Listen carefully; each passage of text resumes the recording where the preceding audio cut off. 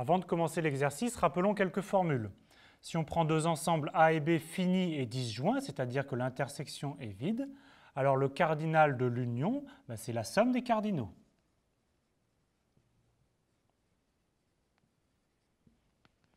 Maintenant, si on a une partie B inclue dans A, le cardinal de A privé de B, c'est le cardinal de A moins le cardinal de B.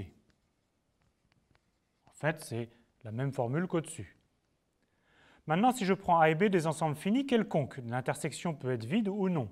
Qu'est-ce que c'est que le cardinal de A union B? En fait, c'est le cardinal de A plus le cardinal de B moins le cardinal de l'intersection.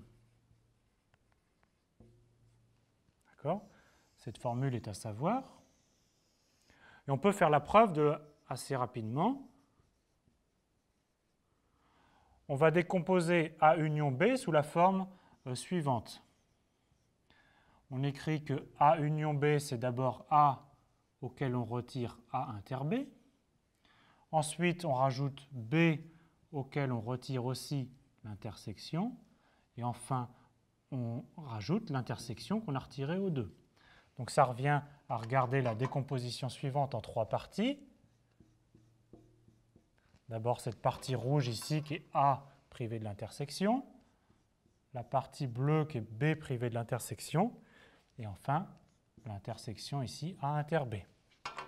Maintenant, on applique les formules qui sont ci-dessus.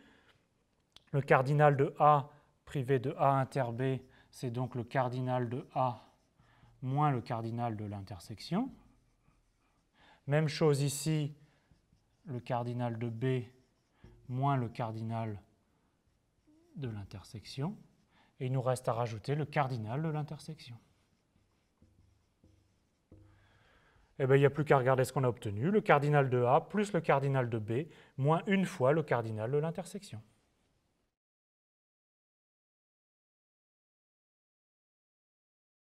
Maintenant, il va être facile de calculer le cardinal de A delta B, qui est par définition A union B, auquel on retire l'intersection.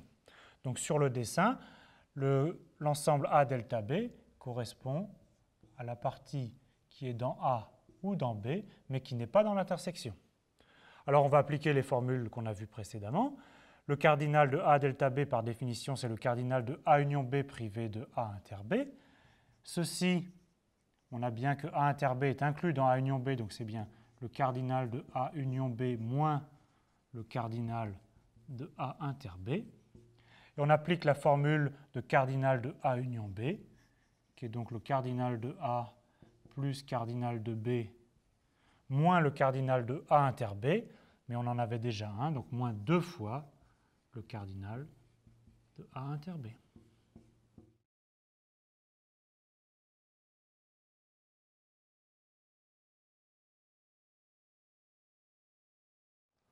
Pour E, un ensemble, P de E désigne l'ensemble des parties de E, ou l'ensemble des sous-ensembles de E. Alors par exemple, si on prend E composé des éléments 1, 2 et 3, qu'est-ce qu'on a dans P de E? Donc ce sont les parties qui sont là-dedans. Alors par exemple, on peut prendre le singleton 1, qui est bien une partie, ou alors le singleton 2, ou le singleton 3. Ça, ce sont les ensembles à un élément. Mais on a aussi des ensembles à deux éléments. On a le couple 1, 2, le couple 1, 3 et le couple 2, 3.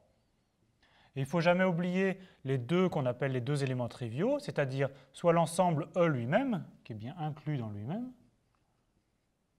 et aussi l'ensemble vide, qui est contenu dans tout ensemble. Et donc, si on compte ici, on a 1, 2, on a 8 éléments. D'accord? Donc, en fait, c'est une formule générale que si on a un ensemble fini E de cardinal à égal à n, alors le cardinal de l'ensemble des parties est égal à 2 puissance n. C'est une formule à savoir. Et on remarque ici qu'en fait, on a le cardinal de P de E qui est strictement plus grand que le cardinal de E. Donc E et P de E ne peuvent pas être en bijection.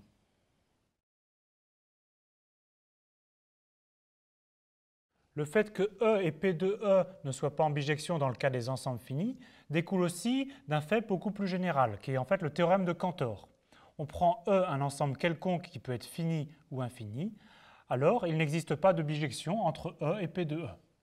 La démonstration est abordable à votre niveau.